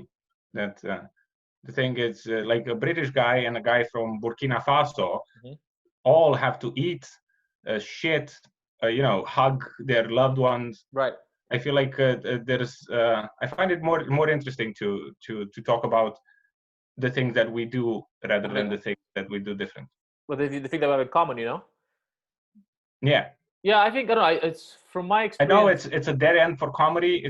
But I find it as an interesting experiment because I see like the experience that I had when I left Romania is all the people that I've met were pretty much like the people at home. Yeah, I mean, they're still the same faults. So people still kind of a variation of my friends that I used to know. Yeah, but I think people don't. I have that exact same feeling sometimes. Of like, did this guy get photocopied into this situation? Yeah. But a lot of times I feel like people just want to hear something interesting, right? They don't want to hear like that's why I'm trying to make it in a way that I'm trying to write material now that it's like, okay, you're learning something new out of this. So one thing that I'm like, or like I've been trying to write a lot of material from the news recently. So for example, one big piece of news that has come out is from the coronavirus situation was the surrogacy thing. The surrogacy situation in Ukraine. So I was like, okay, exactly. I was like, well, this is something interesting, and it's also Eastern European related. So why don't I try to write jokes about that? It's also fucked up, and people like darker stuff. So I'm like, oh, it's 500 babies stuck in a hotel with one Russian janitor throwing buckets of milk over them. Like, which is like a funny image, and it's like, oh, I didn't know that happens, and talk about like different things. But I was actually thinking, I'm of the opposite philosophy. If people want to hear something, I go like, I don't want to tell you that. Why? Because I don't care about what they want to hear. Right. I'm doing the things that I'm doing because I want to say those things. I mean, it doesn't need, my show doesn't need to be inclusive. It doesn't need to be friendly. It doesn't need to be anything, because come to the show and go to other reasons. Wait, not all of us be the same. Do you understand what I mean? Yeah, no, I mean, okay, I understand with like, you don't want to pander, but at the same time, it has to be entertaining, right? So then in that situation, it has to kind of, at least you have to, okay, the way that I look at it, in order to have a good show and talk about the things that you want to talk, you need to win them to your side. Yeah. So like for me, I try to like, make sure before I need to gain a bit of trust before I talk about like, let's say, some more difficult stuff. Like, for example, I want to talk about the asparagus working Romanians, right? So I'm not going to start a show talking about the asparagus Romanian because they'll be like, fuck, what the fuck? Like, of course, yeah. Yeah. But then like, if I start off a couple of jokes, but Norwegians, they kill themselves. Am I right? They're like, they're just angels on the way to heaven. That's what the Norwegians do. And then just kind of like I am of the philosophy that the same people will come to see, let's say, both of us, and then go to see Radu, who's the other Romanian comedian. It's just the three of us, and then go and see other people. Yeah, of course. Every time they go to see a show, they should experience different things. Yeah, I agree. I completely agree. And I think that's when they come to my show, they should experience the things that I want to tell them. Yeah, and I think that's the way I look at it as well. There's no competition. It's just like it's just one feeds into another, because they're like, oh, there's another one. Let's see what this guy has, right? Yeah. And I think you might have. There was the same case when you went to, like you're saying, when you went to what the fuck is it called, Frankfurt, right? Yeah. There were people that saw you, and then they saw me, and then they saw Radu, and then they were like, oh, okay, different. Exactly. We're getting different flavors of Romania. What? Exactly. Right, and I think we're kind of opening doors for you know what I mean, because they come to see your show, and then they go like, oh, here's another guy. Let's see what he has to say, and they come to see mine, and then they for other nationalities. I guess I think they would be like, oh, okay, this Romanian guy can do, maybe a Polish guy can do it, maybe whatever the guy can do, right? Have you ever done the English nights in Romania? The shows there? I know the Fool started. Radu started doing the open mics in English at the Fool before the whole pandemic thing. Right. No, I've never done the English ones. I feel very strange being in Romania talking in English. It's again, I think it's one of the things that might work out quite well in your favor, I guess, if you do it, or like just doing. Like for me, I found out that when they introduced me, this guy's from Romania. He only does stand up in English, so he's gonna do it in English.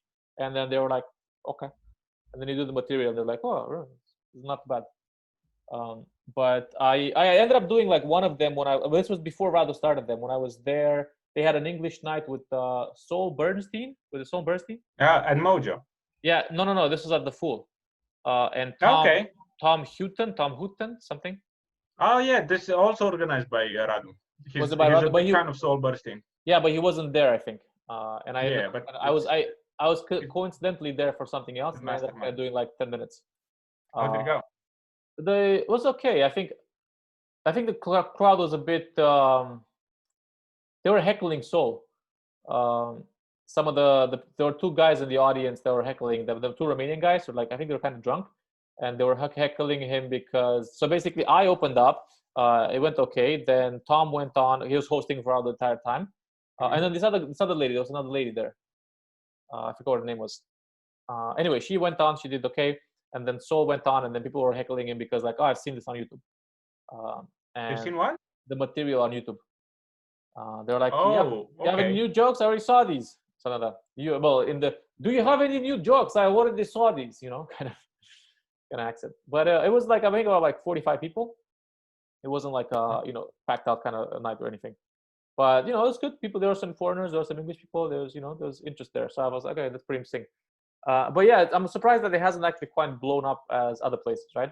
I guess it's probably not as international. I think because man, I feel like there's a lot of type of Romanians and doing European the shows throughout Europe. I've met some really like lovely people, like really open to having new experiences and hearing new ideas and everything. I think there's a cultural thing. It's probably because of communism and how poor we've been so long that there is something in the Romanian culture at the moment about brands. Right, they don't want to risk it. They don't see you as a brand. Right. They don't because Louis, he sold out the Sala Palatului, which is the biggest performance venue in Romania. He sold it out in record time, big like faster than any Romanian artist. 12 hours he sold out. I was supposed to live in Bucharest because of the brand, right? He is the brand of a type of comedy. He's one of the legends of stand-up. And people go and see him. Nobody cares about the Me Too movement in Romania. Right. But they go and see him. They went and saw Pablo Francisco. They go and saw Eddie Izzard. But they don't go to the Fold to see Saul Bernstein because they don't know he's not a brand. Right. Yeah, it's interesting with that kind of situation. Like, for example, it was not the case in like Brno. You went to Brno, right? How did the show go? Did you get a lot of people there? Yeah. The room was full. I had Romanians. I like to talk to people afterwards. We chatted. But the type of Romanians that were there, they were like, I was talking to a few of them. They were like PhD students, scientists, just fucking people with degrees and like very, very like well educated and smart. So it's a type of person that would go to that kind of show. Right. I see. So maybe like I guess like maybe like even like the show that I did, I think when I did the shows in Romania, my worst show was in Bucharest. Like when I did my own kind of stuff, I did at like Club Noizno, and I had like I think 45 people, and that's a big room to have 45 people in, right? Yeah. But then everybody loved it. It was great, whatever. And then the guys ended up. I was supposed to give them a percentage. They ended up, don't worry about it. It's just whatever you may take it. And I ended up kind of just barely covering the ads and whatever. But that point that was the worst one. But then Cluj, Timișoara, and Iași, they were great. Yeah. So I guess it's interesting how Bucharest is like a bit counterintuitive in that regards. I think we have a little bit different audiences. I go more for like I try to stress in the promotional thing that it's political. Okay, political. It's pretentious. Right. It's you know what I mean. It's like because I feel like there are people who come. Have you ever had this where Romanians came to the show and you see their faces like 5 minutes into the show, disappointed and confused because they didn't know it's going to be in English? No, I haven't. Oh, I've had that. Really? I've had people going like, just going to the people that they came with, going like, what is this guy saying? I don't know this language. Because I make it like super clear in the messaging, and I say it in English. Yeah, maybe they were just not. Everything's in English. The description is in English. The title is in English. Right. It says that the show is in English. People go like, yeah, but you're Romanian. Yeah, never had that. I mean, I had a couple of people that were saying like, why don't you come over back and we do a show in Romanian? I was like, I don't have any material. Yeah, you just come and talk. What? Yeah, just translate it. Yeah, exactly. Just translate it. What the fuck are you talking about? Yeah. So I haven't had that situation, but I do get a lot of Romanians nowadays. I had a lot of them in the Netherlands, and they were quite. And again, it's a special type of Romanian. Like most of them are studying there, working for IT companies, whatever.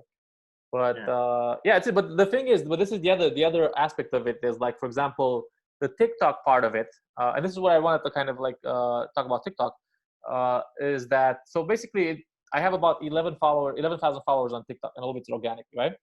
And when you look at the analytics, it's just I'm looking at the analytics now. It's let me tell you, it gives you the follower distribution. 77% of them from Romania. And the reason for that is because it shows the content to people that are similar to yourself, right? So they show it to a lot of Romanians. A lot of Romanians are just generally on TikTok. Like even when you see like an American TikTok, you go to the comments, like if you're Romanian, in the comments, like click the heart, because they're mostly kids. They're like 14, 17-year-old. And then nowadays I see like a larger amount of people that are like 21, 22, 23. So if you look at the analytics that I have here, it's 77 from Romania. So can you see? Yeah. I can see exactly. United Kingdom, Norway, Germany, Italy. Okay. Yeah. So this is kind of the distribution. So give it a try if you haven't gone on it yet. Like, don't worry about the dance shit. I feel like I don't. It's just too many platforms and I feel like I'm just spreading everything. But the other thing has been that you can put small video clips and you can put them over and over, so you don't have to kind of worry about repeating them. And I found that I put the link there, and it's kind of been It's been digging up interest into my YouTube. And it's I've been getting subscribers on my YouTube because on the profile that I have for the TikTok, I basically have the YouTube link. I don't have an Instagram link. I only have the YouTube link. You can see there. So then the YouTube link goes there. So basically, I think it's driving traffic to my YouTube, and now I have like 10, 15 subscribers a day organically. I think, and it's actually from TikTok. So I think if you want to invest long, because they here you see like small clips, right? But then if you see small clips, they want to see longer. They want to see. Sorry, I longer lost you there for a second. Like on TikTok, you can only see small clips, like up to 1 minute. Okay. But I think if they actually saw bigger clips, they would go to YouTube and subscribe. I've been looking at Instagram because I feel like I'm uncomfortable on Instagram. I know the format and how to do the pictures. And you have to do pictures. Yeah, this is video. So, but I never do like original. Like I don't create TikToks that are me. Let's go, guys! Today I'm gonna dance to fucking bailamos, whatever the fuck shit, right? It's just like me cutting up clips of my comedy. And so I have like set up punchline. Most of my jokes, like to get to the punchline, takes like 20, 30, maybe like 1 minute max if the setup is very long. And then basically those have been doing well. So like, and then like I said, it pushes them. And if you don't need to have a following, but if you have already good content, people like it, they're just going to react to it and going to engage it. And I saw someone post like a comedian from London post some stuff on TikTok, and then kids were lip syncing his material in their room. Who's that? Huh? Who's that? It's a guy called Horatio Gold. He's like 21 or 20. He's like one of these annoyingly young, funny, and really driven kind of guys. He's very hardworking. He's a very good comedian. Like his stuff is really, really like Mark Norman kind of territory, but from a guy from Britain called Horatio. Right. So it's very clever, very esoteric. Yeah, that's the guy. Okay. Interesting. Let me follow him. Yeah, and I saw that kids took his material and they're lip syncing in their room. Yeah, which I found very, very strange. Yeah, and again, I think he's young. He knows TikTok. I'm like 31. I don't. Bro, you don't need to know. It's just copy paste. You just edit. You know how to edit videos on like whatever basic. Yeah, just put it in TikTok format 916 and just subtitle it, put it there, and I think that's gonna help out. And it's like I said, it helps build a bit of audience because again, if people like the situation might be that let's say even if you start off with Romania, you go to Romania and you're like, oh, I know Victor from TikTok. Okay. You might be a brand, right? Nobody would know me. I mean, you gotta think that way. You gotta think big, right? And then be like, okay, I know this guy from TikTok. Let's see what he has, right? And if eventually, if it kind of grows to like, and now it's like 10,000 the past month, just because I'm putting material constantly. Yeah. And then if it gets to 100,000 or something, then okay, it might have more awareness in the zeitgeist, Yeah. And then Yeah, so I'd suggest giving it a go if you can. I think it might help out. Do you And work for the Chinese government? Are you I trying don't to know, bro. promote I it? literally 30 minutes before this chat, before I went out for a walk, I was watching this 40-minute documentary on the Cold War between U.S. and China and how everybody's, what's happening. Yeah, Trump uh, is like the Charlie Chaplin character. I saw that yesterday. He's putting new sanctions on China because they're Yeah, building Hong those Kong. artificial islands and they're creating instability in the zone. And Yeah, I was thinking of writing a joke about that. I mean, I try not to do political stuff because I guess the political stuff divides people way too much. But I was yeah, thinking of doing a joke like, my kind of idea on politics, on presidents is we should have an age limit to, where you can qualify. Obviously, a lower bar and a higher bar. If yeah, you're mad, there is a low bar. yeah, it's 40 or something, right? Yeah, depending on the country. Yeah, Yeah, and the point is like, 35, 40. why don't we have an upper bar as well? Because like if you look at like Trump is 73, Biden 77, versus Yeah. Sanders, like we should like cap it at 70. I Like think death is the upper bar. yeah, that's the problem. If they die, they don't get to be president no more. Yeah, so the idea is like if you have like a mandated age of retirement for pilots because they're Yeah, considered mentally unable to be fucking pilots because they don't have the same yeah, reflexes and mental abilities. Shouldn't we have one for the fucking leader of the country? yeah. Of course. Yeah, so then maybe if we introduce that, we're gonna have a lot less fucking insanity in the world, right? Yeah, Because if they're too old to drive, they're too old to drive the economy. exactly, Hey, into the ground, yeah, yeah. yeah, something along those lines. All right, do you? I think I'm not gonna keep you any longer. Do you have anything else you want to talk about, or? How are you dealing with the whole lockdown? Are you well? Are you sane? Are you going crazy? I mean, I've gone ups and downs, bro. I've had like stints of productivity, then I've got stints of like depression, then I've got like stints of productivity, and I'm just like, what the fuck is happening? So now I'm like, a bit better because like stuff is coming back up Yeah, and shit's happening, but it hasn't been the best of times, I guess, because it just, you feel like the days are just passing. There's only so many things you can do in your house. yeah. Yeah, so I'm just happy to kind of kick back stuff again and see where it goes. Very difficult to not have not a deadline, but like a horizon, Yeah, right? Because for a really long time, nothing was happening, and it felt like, are we gonna be able to be in one room in March next year? yeah, and the problem was like you can write ideas for jokes, but then you don't know what they're gonna do because you can't test them, right? So you have all these Well, you can ideas, test them. I throw jokes in conversation right? because I find conversation as not as important as most people. Right. So I don't really pay attention to what people talk about, but it's just an occasion for me and an opportunity to kind of go, Right. I have this idea. Let me throw it into conversation and see if it gets a laugh. But you can't develop on it. Yeah, right? exactly. So and it's a bit difficult to kind of you do have sometimes you write on stage as well, like when you're being just spontaneous. But yeah, it's been I don't know. The first month was okay, I guess, because I was kind of tired. But then it started going like downhill. Productivity fucking went away completely, and I'm just like, what the fuck is happening? I'm just doing like YouTube videos of reviews, right? I And know. then that kind of got a bit Which stale. I love, man. Like Yeah. it's a really interesting perspective with the laughs per minute. I've been generally thinking a lot about it. I've been trying to send it to people. Right. A lot of comedians are very against it because they think like this is not a way to judge stand up. And I'm like, yeah, it's one way on top of everything else. Yeah. This is an interesting insight to see the numbers and to see the graphs. And I've from my experiences, if you make people laugh, they're basically the more you make them laugh, the more they like you. And I haven't seen a comedian that has not done that and has not done well. If you are legitimately make people laugh and they laugh at your stuff, it's not like and like for me, it works out the best when I start off a set with no people, with nobody knows me, right? If I start off with 5 minutes where it's like packed with jokes in the first 2-3 minutes, then I already have on my side, and then I can do whatever I can. I have some. But more.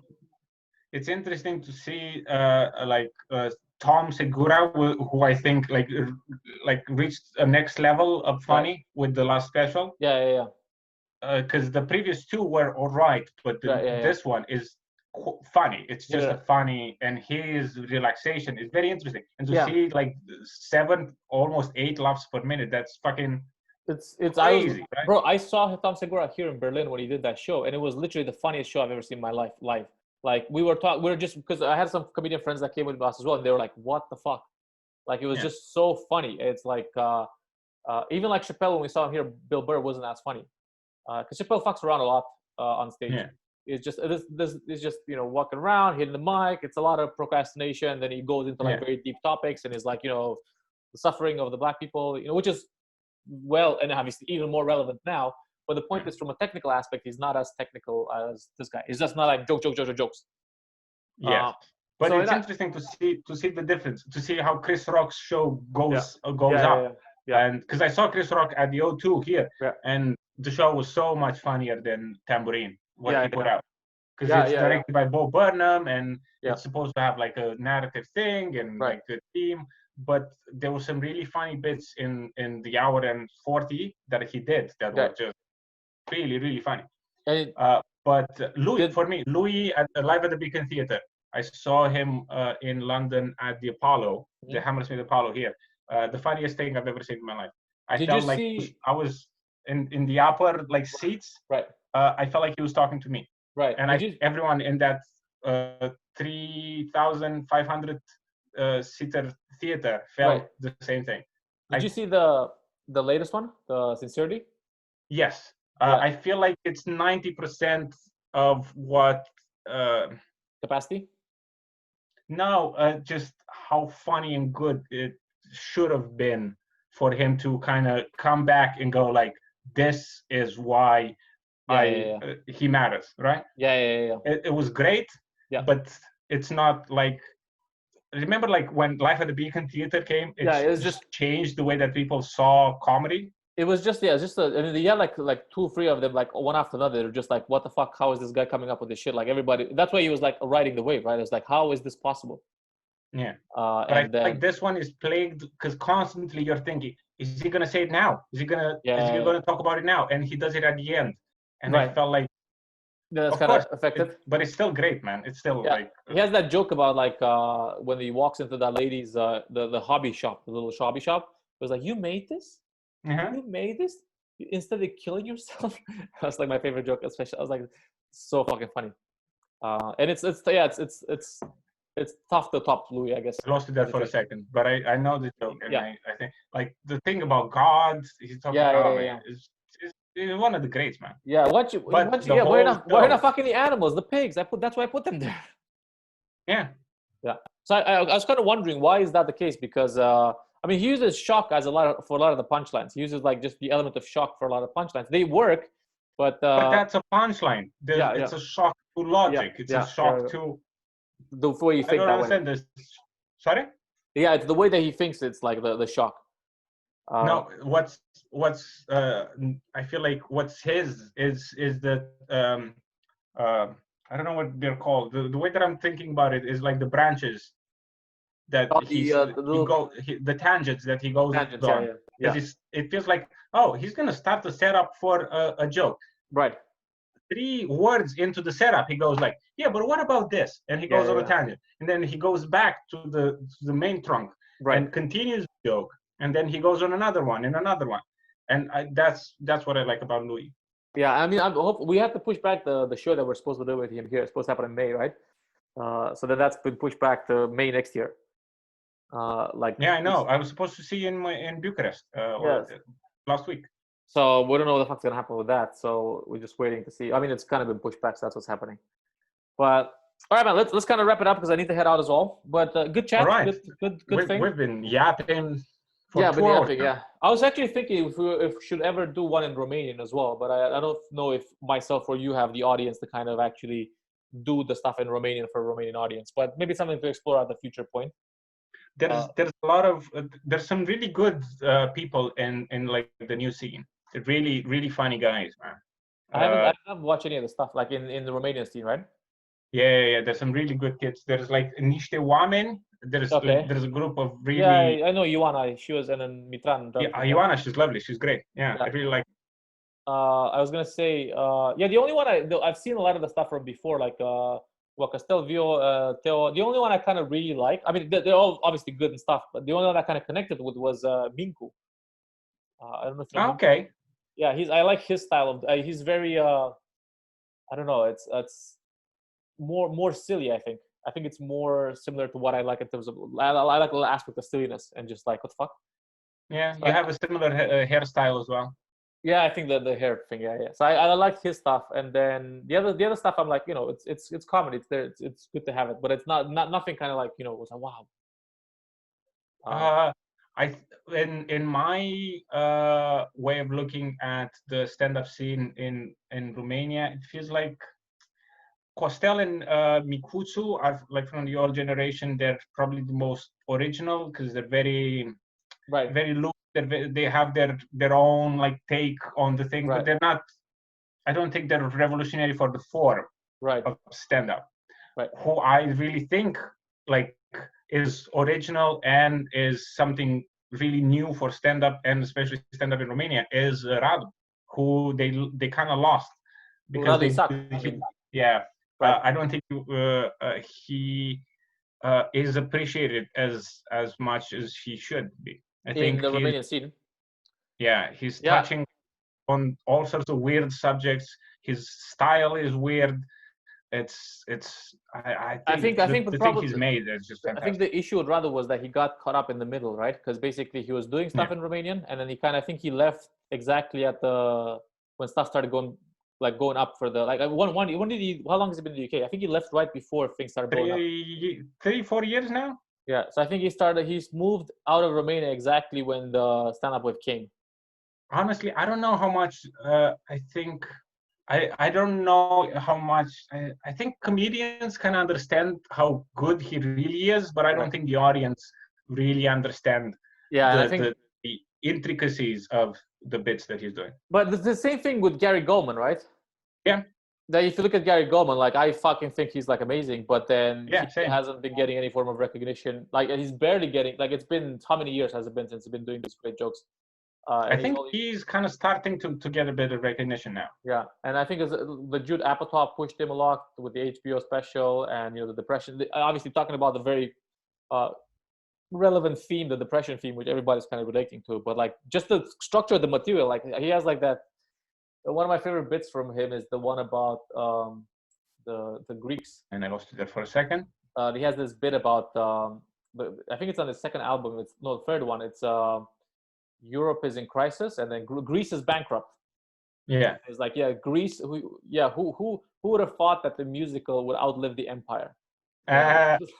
Which is like, it's so funny. That whole bit is about like they were like 2,000 years ago. They were like, we're gonna invest all our effort into yogurt, or yogurt or cheese or something. I mean, and they knocked it out of the park. But Yeah, he has a bit that I remember that was the bit that kind of turned me into a fan of his. He has a bit about naming the states, not naming the states in the USA, but doing the abbreviations.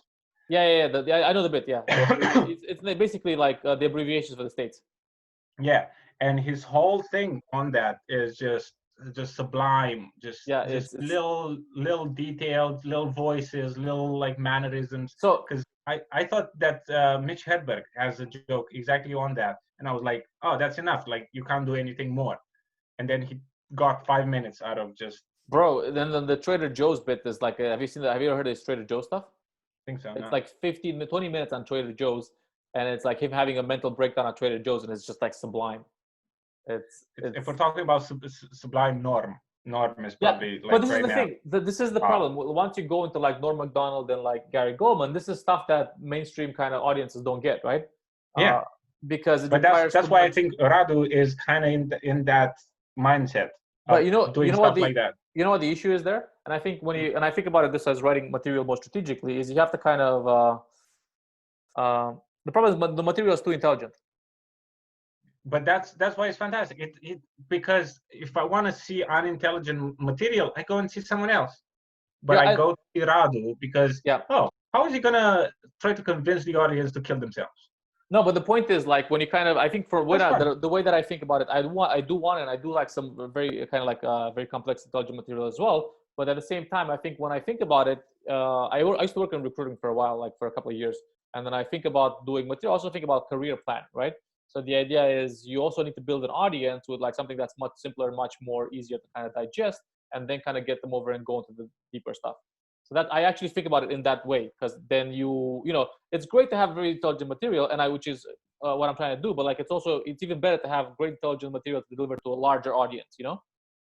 I think he's the thing is, if you put him in front of a crowd, he always delivers. Like Yeah. That's consistency. That's why I think he's done yeah. so well in the British scene, right? But I think like it's like champagne, man. It's of course you can drink wine and beer and all sorts of things, but sometimes you taste champagne and you go like, oh, okay, this is something else. This is way better. This is like a special occasion. It's, you know, it makes you think for a long time. I feel like he has the type of bits that make me go like, fuck, how did I not think of that? And I think that's like, as comedians, it's probably the best compliment. Yeah, and one thing I try to stay away from with my act is I try to make sure the material is not too cynical. I mean, I make it cynical, then go back. I try to like alternate between the moods. So like joy, you know, sad, joy, sad, joy. Because I feel like if it goes like too cynical, too dark, then it's like, you know, it's like you're putting them in a weird place and they don't want to feel that for that longer period of time. Yeah, I don't know, but what's the assessment? Actually, one more question before we go. Yeah. What about like the newer comedians coming up in the UK scene? Like, what's like in the clubs? Like, who's coming up? Who's like, what are the names you kind of? Oh man, there's so many. There's many on different levels. There's like probably out of the new generation that people can watch right now. James Acaster is probably the most original and form. But he's also like more mainstream. James Acaster. No, I mean he has Netflix specials, very right? silly. He doesn't tackle like, you know, edgy stuff. Right. The edgy stuff is more like either like Scottish, Irish, or American. Right. But what about people English, like people that perform not at the bigger clubs, at the more medium clubs, like the Angel or whatever other stuff there? Like people are. Oh man, there's some really really talented people, like some weird acts. But the I feel like there's a difference. The British Nanette happened in the UK. It's been happening. Right. Until the Americans see that format, they go like, "Wow, this is revolutionary." But no, they've been doing that because in the UK people do bits; they don't do jokes like New York or LA. So it's a more artsy kind of a scene, but there's fantastic joke writers. Like at the Rose Battle is the place where I hang out every week. And I see some really brilliant people. There's a guy called Peter Baisley. Okay. We have kind of a it's a friendship. This is the guy they came with the Berlin with. Like, but I think we're kind of each other in a way, right? Like, and every time at the Rose Battle he headlines, his battles are usually last.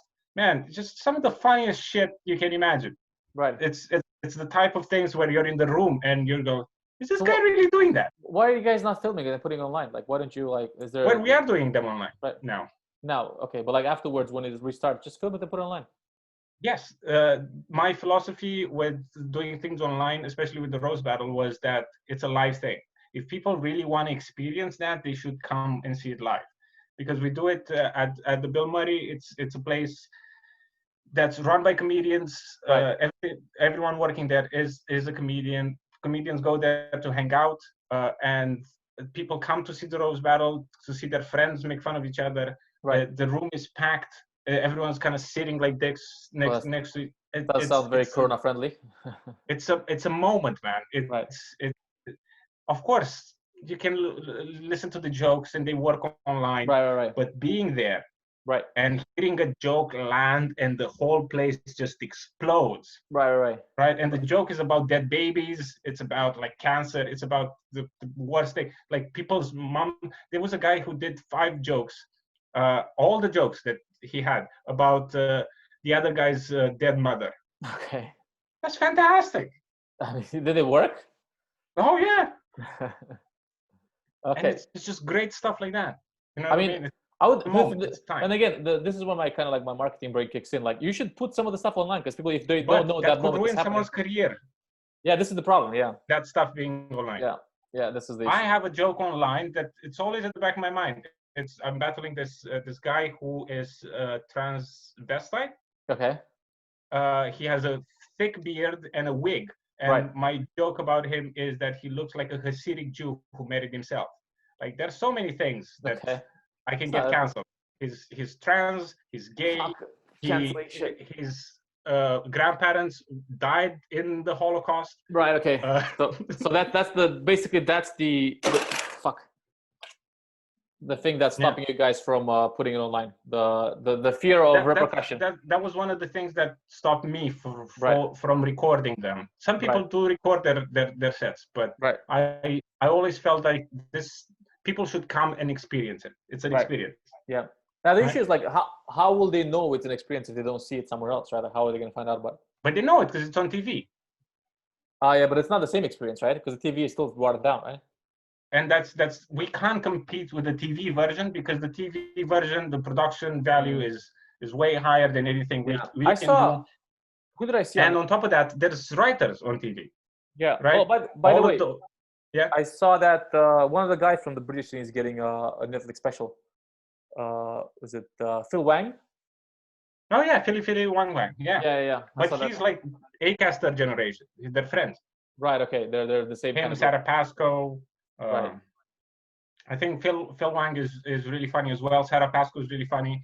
Nish Kumar, I don't think is funny at all. Okay. But is that the same generation as Jack Whitehall? I think is an abomination on the comedy industry. I agree. I saw that as well. Nothing's funny there. What about like the Jamali Maddox, Fern Brady generation? Jamali. Who's that? Because Fern Brady, Jamali Maddox are the same generation, right? Fern Brady, yeah. Yeah. So who else is in that generation? Alfie Brown is very good. He's doing like a Bill Hicks kind of a things, going for the darker subjects. Bobby Mayer is really good. Bobby Mayer. Let me put that in there. Look up. Bobby Mayer, a Canadian actor. Chris Chris what? Is really good. There's a guy from Liverpool called Adam Rowe. He's been like, I think he has a special that's coming out today, the 30th of May. Right. Okay. I mean, Adam Rowe.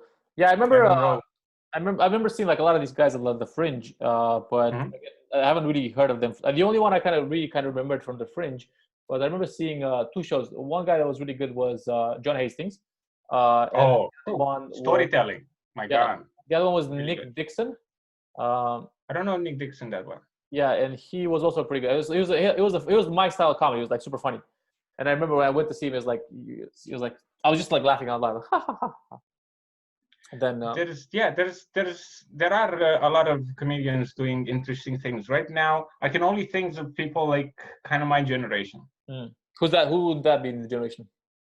There is a lady called Nicole Harris. She improvises everything. Oh, everything. Okay, like Ori. Yeah. Sorry? Well, Ori from the Berlin scene? Yeah.